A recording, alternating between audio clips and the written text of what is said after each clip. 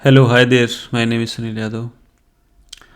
I'm going to talk about how we can use sealed classes in Kotlin and what is sealed classes and why we need to learn it. So basically, in last video you have seen enum classes, right? So we have declared a constant.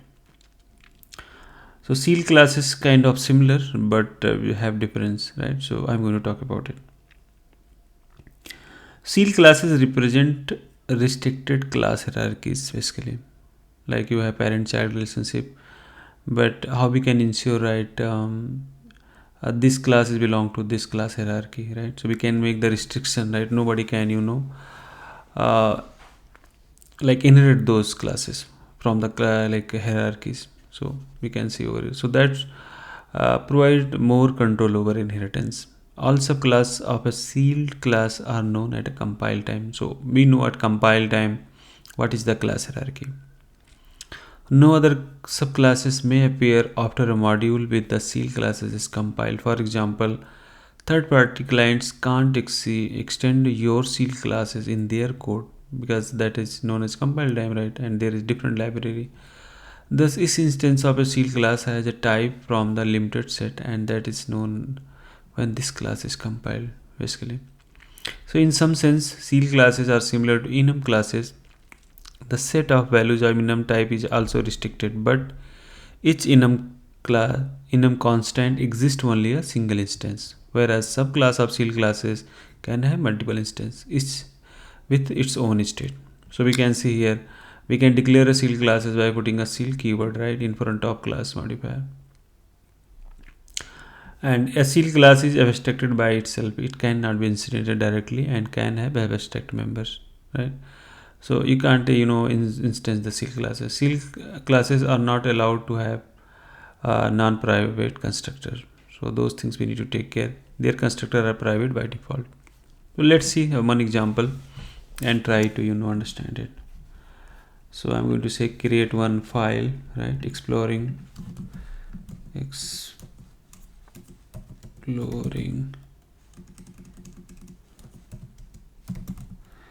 sealed.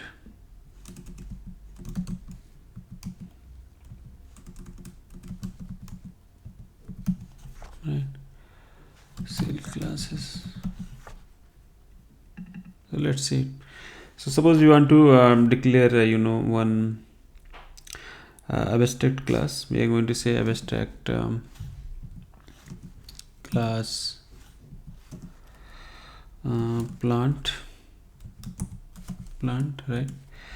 And I'm going to say one of my sealed class, like sealed class, that is fruit, right? And that is extending plant, right?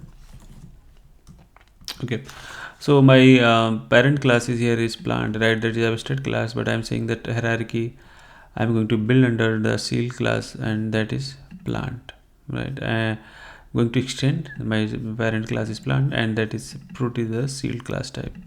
So say I have one class, right, that I'm saying apple,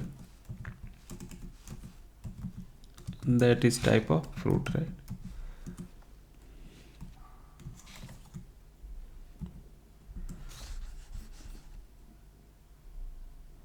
Convert sealed subclass to object. Why we need to do object? No need to do that. Okay, we can do that like sealed class as object, but I'm not going to do that, but I'm going to say just class, right? That is warning. Basically I'm going to say sealed class one more class like a vegetable, right? That is also plant, correct? That is also plant.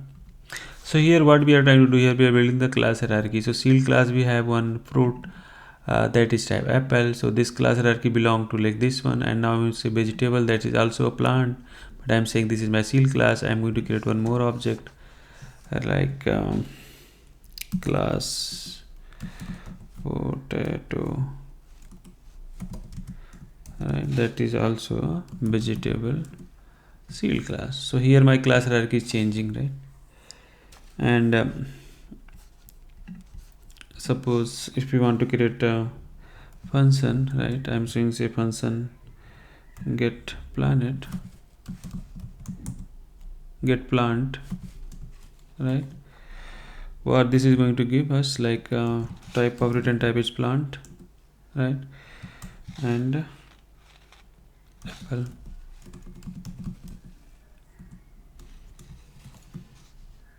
Correct. So whenever I'm going to call this get plant, it's going to give me the apple, right, the class hierarchy, because this is my plant type, right, is plant is parent class, so we can have apple, right, that is type of what is fruit, right. So suppose I'm going to say main method, and I'm going to say val some plant,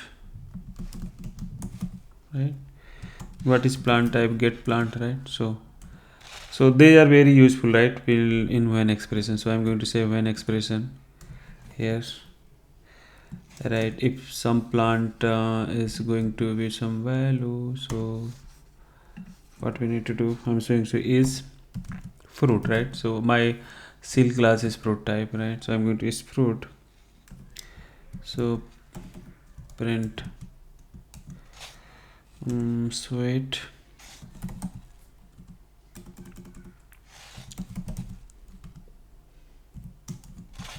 is it fruit, right. I'm going to say command D, if is vegetable then it is a vegetable, we can say is it potato, whatever you want to print. Okay, so why this is coming, just inline variable could be initialized, so we can use this way or doesn't matter, right, if you want to use this control Z, does matter. Okay. So it should print like is it fruit, so let's see.